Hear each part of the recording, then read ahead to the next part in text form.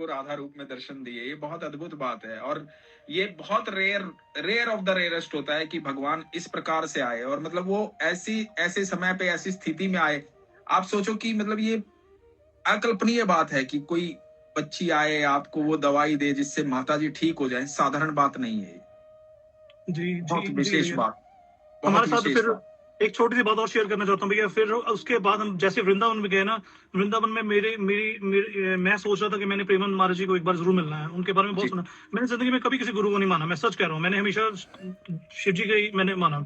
जी, तो मैंने पहली बार मेरे मन से आवाज़ आई कि मैंने प्रेमानंद महाराज जी के दर्शन करने हैं, कि मैंने बहुत सुना उनके बारे में।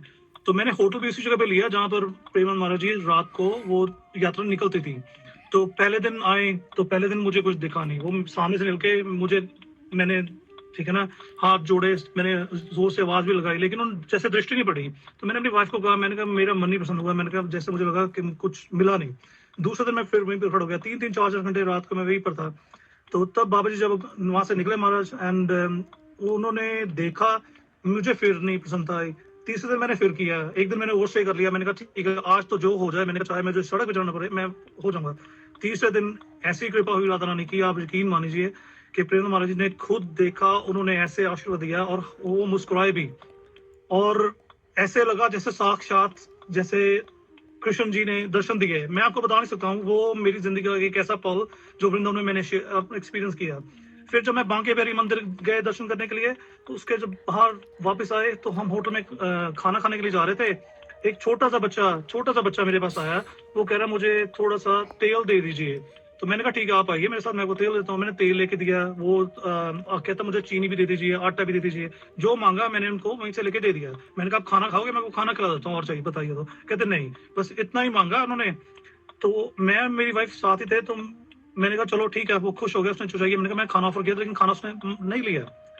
तो वो कह रही अच्छा नहीं है, कहती कि उसको खाना खिला दो। हम ढूंढते ही रह गए भैया, उसी 5 मिनट के रास्ते में मुझे वो कहीं नहीं दिखा, यकीन मानिए। शॉप पे मैंने जाके भी पूछा, मैंने कहा वो बच्चा कहाँ गया, वो पता ही नहीं लगा कहाँ गया। तो ये जो छोटे मोमेंट हमने एक्सपीरियंस किए, क्या वाकई ये सच है कि बिल्कुल जो सच सब है। कहते हैं, इसमें जो बिल्कुल सब शंका ही कहते नहीं है। इसमें बिल्कुल शंका नहीं है। आप सोचिए, एक बात बताइए, आपने बच्चे को भोजन के लिए पूछा, उसने मना कर दिया क्योंकि उसको भोजन नहीं चाहिए, वो तो तृप्त है, वो ईश्वर है, अनंत ब्रह्मांड का रचयिता है। वो जो आपसे साधन भी लेकर गया ना, वो किसी और भक्त के लेके गया है, किसी की जरूरत किसी से पूरी कर रहे हैं। वो आपके कर्म जो है, वो आपके कर्म पुण्य करने हैं, उनको आपको अपने पास रखना है, अपने सानिध्य में रखना है, अपने प्रेम में रखना है। तो आपके जरिए किसी और की सेवा करेंगे। वो भगवान ऐसे ही प्रकट होते हैं। और मैं ये बात जानता हूं, सच कह रहा हूं कि वो हर व्यक्ति जो वृंदावन बरसाना जाता है, हर व्यक्ति बिना कृष्ण की मर्जी के, बिना राधा रानी की आज्ञा के वो पहुंच ही नहीं सकता। और जो वहां जी, पहुंचता है ना, उससे वो मिलते जरूर है, पर व्यक्ति को एहसास नहीं होता। जी, उसको नहीं पता होता कि ठाकुर जी और राधा रानी मिले। मिलते हर एक से हैं वो, हर एक से। और आप जी, वो भाग्यशाली हैं जिनको ये अनुभूति हो गई कि राधा रानी सामने खड़ी है, आपने चरण स्पर्श कर लिए। ये जी, आपको, ये बहुत अद्भुत बात है। वो तो अभी भी नहीं भूल पा रहे। वो तो जैसे दृश्य बार बार, हर रोज, हर दूसरे तीसरे दिन बस वही याद आता रहता है। तो और अब किसी चीज का मन नहीं लगता। ये तो पॉसिबल ही नहीं है कि आप बरसाना गए, आपसे राधा रानी मिल गई और आप वृंदावन आए, ठाकुर ना मिले। ठाकुर को तो मिलना ही पड़ेगा। जी, जी, आपकी बात तो सही है भैया, आपकी बात तो सही है। बट भैया seriously, this is another miracle today जो हमारे साथ हुआ, क्योंकि हम इतने हफ्तों से ट्राई कर रहे थे कि एक बार आपसे कनेक्ट हो जाए। मैंने अब खुद अपनी आईडी से भी किया है, but I know you are very busy man, मुझे मालूम है। लेकिन मैंने आज यही सोचा, हम ड्राइव कर रहे थे अभी, तो मेरी वाइफ ने कहा, हम भजन सुन रहे थे गाड़ी में, अभी भजन सुन रहे थे, और उसने कहा कि अनुज भैया लाइव हो गए हैं। मैंने कहा ठीक है कनेक्ट कीजिए। तो कनेक्ट किया, मैंने कहा ठीक है शेयर कर दीजिए। जैसे ही आपने कहा कि आज वीडियो शेयर नहीं हो रही है, मैंने कहा ठीक है आज भी गए, ऐसे ही चले गए। आई जस्ट कांट बिलीव कि मैंने यही कहा, मैंने कहा राधा नहीं, कम से आज तो कनेक्ट हो जाए। अब 2 मिनट में आपका, आप 2 मिनट में आपका ये आ गया मैसेज। एक्चुअली आज मुझे किसी की रिक्वेस्ट दिखाई नहीं दे रही है, तो सिर्फ मैसेज जो दिखाई दे रहा है, तो मैं उसी से कनेक्ट कर पा रहा हूँ। तो सामने जी, आपका नाम आया, तो मैंने ऐसे ही उस पे वो टच किया और वो हो गया, वो अरे ठाकुर नहीं जी की नहीं भैया, कृपा। This is a huge favour जो आपने किया। आज आपसे बात हो गई, आपके दर्शन हो गए, क्योंकि आप में जो है सीरियसली, आपके जरिए जो हम कनेक्ट कर पाते हैं ना भैया, दिस इज अनदर लेवल। ये कोई भी नहीं समझ पाएगा, आप एक माध्यम ऐसा बने हुए हैं सीरियसली, जो हमें एक राह दिखा रहे हैं। हमें बहुत जरूरत है इसकी। So thank you very much for everything you do, seriously आपका मैं आपको बहुत बता नहीं बहुत सकता हूँ। आभार, थैंक यू सो मच।